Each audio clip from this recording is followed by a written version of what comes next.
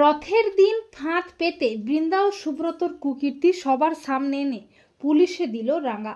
হ্যাঁ বন্ধুরা, আমরা এমনটাই দেখতে পাবো রাঙামতি তীরন্দাজ ধারাবাহিকের আগামী পর্বগুলোতে।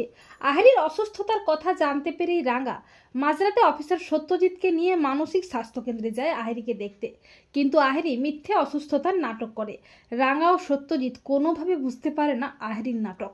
এরপর রাঙা পরদিন বাড়িতে সবাইকে বলে, রথের দিন তোরা সব সত্যিটা জানতে পারবি রে, কে বড়বাবুর এত বড় ক্ষতিটা করেছে।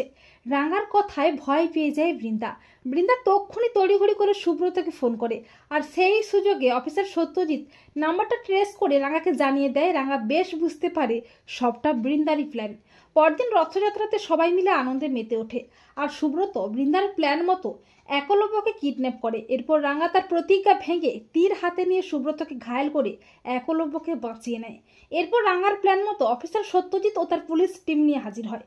সত্যজিৎ সুব্রতর ঘাড় চেপে ধরে, আর বৃন্দা তো প্রচন্ড ভয় পেয়ে যায়। রাঙা বলে, সত্যি করে বল শয়তান, কে তোকে বড়বাবুর এত বড় ক্ষতিটা করতে বলেছিল?